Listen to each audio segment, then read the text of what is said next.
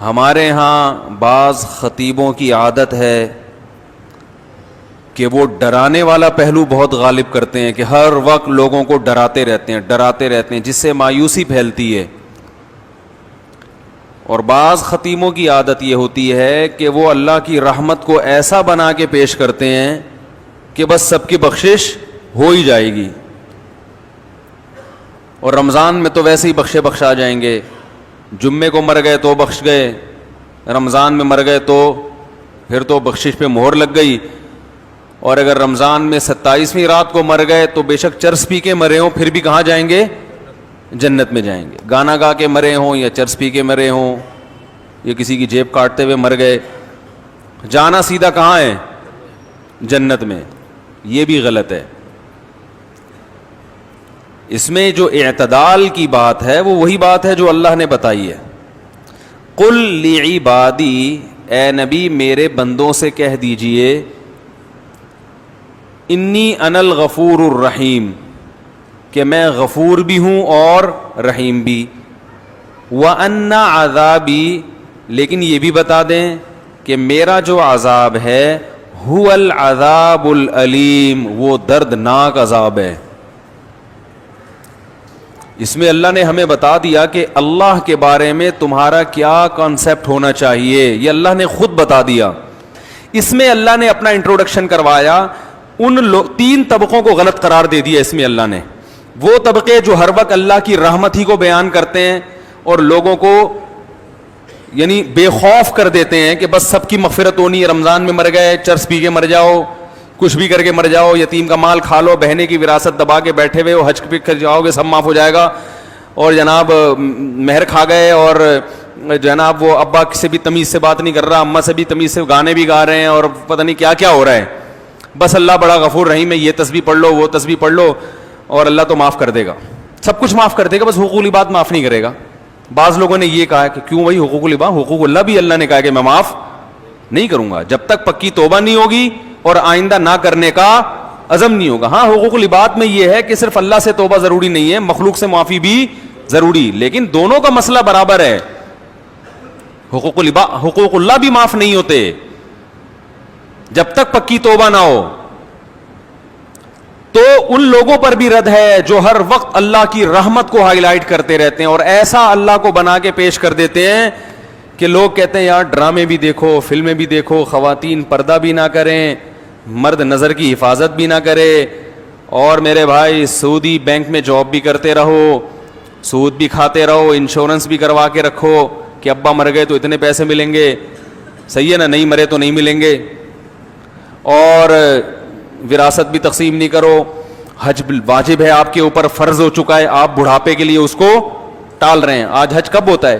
سارے کاموں سے فارغ ہو کر اب کرنے دھرنے کے لیے کوئی کام بچا ہی نہیں ہے, پیسے پڑے ہوئے ہیں تو چلو اب حج کر کے آ جاؤ. ہمارے حضرت فرما رہے تھے ایک دفعہ بیان میں کہ لوگ رمضان میں یہ تو بتاتے ہیں کہ بخشش ہوگی, روزہ رکھا, تراویح رکھی, بخشش پکی بخشش ہے, تیسرا عشرہ جہنم سے خلاصی, 27ویں رات میں تو جنت ہی جنت کا. یہ بھی تو حدیث میں آتا ہے کہ جو روزہ رکھ کے بھی جھوٹ نہ چھوڑے اس کو بھوک اور پیاس کے علاوہ کچھ بھی حاصل, اور جو تہجد پڑھ کے بھی برائی نہ چھوڑے اس کو رات کو جاگنے کے علاوہ کچھ بھی حاصل. یہ بھی تو حدیثیں ہیں. تو ایک طرف اللہ کی رحمت میں اتنا غلو کرایا جاتا ہے کہ لوگ گناہوں پہ جری ہونے لگتے ہیں, یار سب حلال ہے, سب کرتے رہو, بس یہ کر لیں گے, یوں کر لیں گے, ایک مسجد کے ڈبے میں چندہ ڈال دیں گے 5 روپے, اور وائپر والے کو 5 روپے پکڑا دیں گے, شیشہ بھی صاف ہو جائے گا اور صدقہ بھی ہو جائے گا. عیدی سینٹر میں ایک بکرا دے دیں گے, اور یہ بھی جب دیتے ہیں جب اپنا کوئی مریض بیمار ہوتا ہے. اور دوسری طرف غلو کیا ہے, بعض حضرات اتنا ڈراتے ہیں کہ 4 آدمیوں کے علاوہ کوئی جنت میں, وہ 4 مشہور شخصیات سب جانتے ہی ہیں, ان میں 2 پاکستان میں ہیں, ایک سعودی عرب میں ہے, اور ایک مجھے بھی ذہن میں نہیں آ رہی, لیکن وہی جنت میں جائیں گے. انہوں نے ایسا دین کو بنا کے پیش کیا ہے کہ یہ سارے مولوی جہنمی ہیں بھائی, یہ سارے فرقہ پرست, اور ان مولویوں کے پیچھے چلنے والے بھی سارے جہنمی, اور جناب جو اچھے اعمال ہیں وہ بھی قبول. تو اس لیے بعض لوگ جہنم کا ایسا بنا کے پیش کرتے ہیں, لگتا ہے کہ جنت میں جانے والے 4-5 آدمیوں کے علاوہ کوئی جنت میں نہیں جائے گا, اور ایسا اللہ کے عذاب سے ایسا ڈراتے ہیں. یعنی جہاں شریعت نے گنجائشیں رکھی ہیں اس کو بھی اتنا سخت بنا. ایک صاحب جماعت کی اہمیت پہ بیان کر رہے تھے کہ جماعت کی نماز اتنی ضروری ہے, اگر نہیں پڑھی جماعت سے تو یہ ہو جائے گا, اور اگر تم, بس کیا بتاؤں میں نے کہا یار انہوں نے, جماعت کی بڑی اہمیت ہے اسلام میں, لیکن حضرات فقہا نے قرآن و سنت ہی کی روشنی میں کچھ آزار بیان کیے کہ بھئی یہ عذر ہے تو جماعت سے نماز چھوڑ سکتے. میں نے کہا یہ اتنا سخت بنا کے انہوں نے پیش کر دیا کہ اب جماعت سے نماز پڑھنا لوگوں کے لیے آسان نہیں بلکہ مشکل. لوگ کہیں گے یار یہ تو ہمارے بس میں ہے ہی نہیں. حالانکہ فقہا تو دین کو زیادہ سمجھتے ہیں نا. انہوں نے بتایا کہ بھئی یہ آزار ایسے ہیں, آپ کو شدید بھوک لگ رہی ہے, آپ کے سامنے کھانا آ گیا, اب آپ کو ڈر ہے میں نماز پڑھنے جاؤں گا تو کھانا ٹھنڈا ہو جائے گا, تو آپ جماعت سے نماز چھوڑ سکتے ہیں. جہاں شریعت نے گنجائشیں دی ہیں وہ گنجائش دینی چاہیے, بلا وجہ نہ چھوڑیں, اور ایسا ہی بھی نہ ہو کہ روزانہ اسی ٹائم پہ کھانا پکوانا شروع کر دیں. 2 انتہائیں ہیں, تو اس میں اعتدال کا راستہ کیا ہے بھائی؟ اللہ کی ذات کے دونوں پہلو ہیں, عذاب بھی ہے اور رحمت بھی ہے, لیکن یہ بالکل برابر نہیں ہے. رحمت والا پہلو عذاب والے پہلو پر غالب ہے.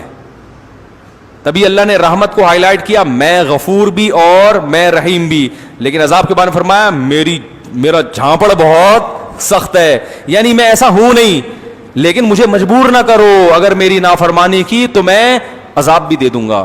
تو رحمت غالب کیسے ہے؟ ایسے غالب ہے کہ نیکی کا ثواب بہرحال ملتا ہے, اور وہ بہت کم ضائع ہوتی ہے, بہت اس میں ضائع ہونے کا آپشن کم ہے. جبکہ گناہ کا عذاب لازمی نہیں ملتا, اس میں توبہ کا دروازہ کھلا ہوا ہے. توبہ کر لو گے تو معاف ہو جائے گا, توبہ نہیں کرو گے تو پھر اللہ کا کوڑا بہت سخت ہے. فرمائے ان ربک لبالمرصاد, تمہارا رب گھات میں بیٹھا ہوا ہے نافرمانوں کو پکڑنے کے لیے. ایک ایک چیز نوٹ کر رہا ہے, ایک ایک چیز دیکھ رہا ہے. اللہ تعالی ہمیں اپنے عذاب سے بچائے.